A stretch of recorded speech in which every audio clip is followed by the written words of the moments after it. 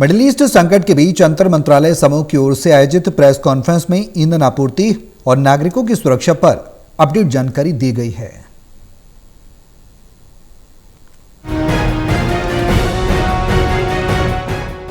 पश्चिम Asia संकट और ईंधन आपूर्ति नागरिकों की सुरक्षा को लेकर अंतर मंत्रालय समूह की ओर से महत्वपूर्ण जानकारी दी गई है। पावर मिनिस्ट्री की ओर से पीयूष सिंह ने बताया है कि संकट के दौरान मंत्रालय ने आयातित कोयले पर आधारित संयंत्रों के पूर्ण संचालन को सुनिश्चित करने के लिए धारा 11 के अंतर्गत निर्देश जारी किए हैं।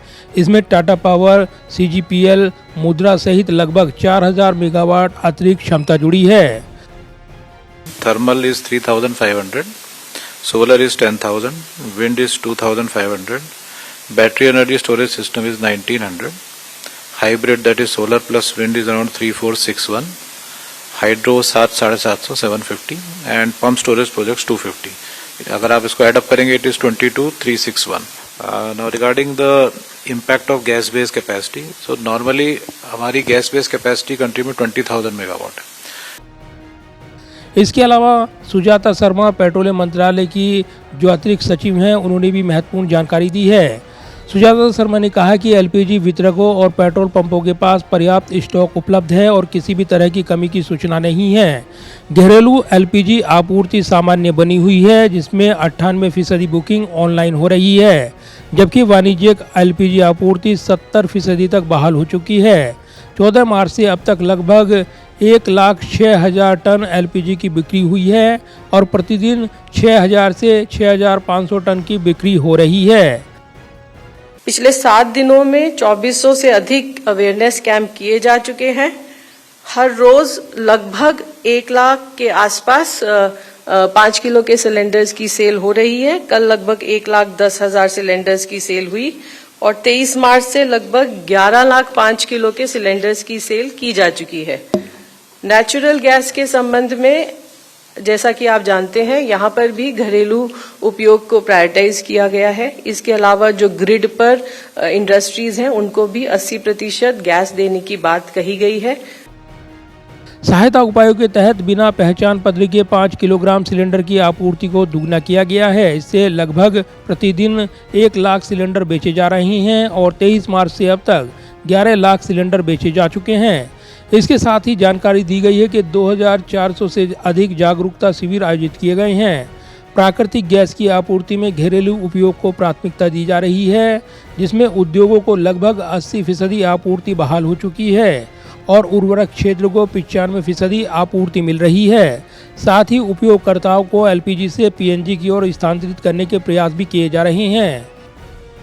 These are all associations and organizations of the exporters.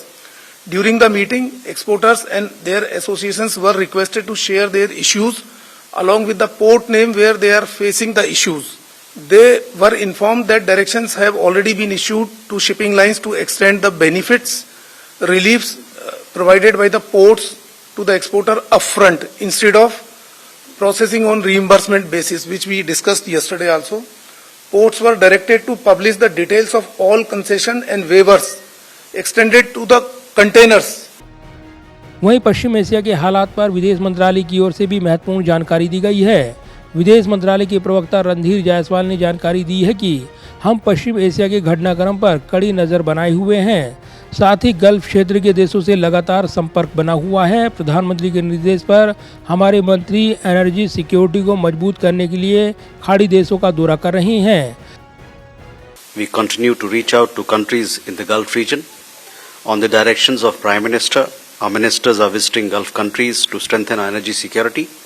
As you know, External Affairs Minister is presently visiting Mauritius, from where he would be travelling to the UAE on 11th and 12th April 2026. He will hold discussions with leaders in the UAE to foster stronger India-EU. वहीं Lebanon पर महत्वपूर्ण बयान देते हुए विदेश मंत्रालय के प्रवक्ता रणधीर जायसवाल ने कहा है कि लेबनान में बड़ी संख्या में आम लोगों के मारे जाने की खबरों से हम बहुत परेशान हैं। वहीं विदेश मंत्रालय के प्रवक्ता ने कहा है कि भारत ने हमेशा आम लोगों की सुरक्षा को सबसे पहली प्राथमिकता दी है। Number of civilian casualties that have been reported in Lebanon as a troop contributing country to the UNIFIL that is invested in Lebanon's peace and security. The direction of events is very disturbing. India has always emphasized the protection of civilians as the foremost priority. International कानून का पालन करना और देशों की sovereignty और territorial integrity का सम्मान करना जरूरी है। लेबनान में हमारी एम्बेसी भारतीय समुदाय की सुरक्षा के लिए उनके साथ लगातार संपर्क में है। कैमरामैन विदर्भी के साथ प्रदीप कुमार, टोटल न्यूज, दिल्ली।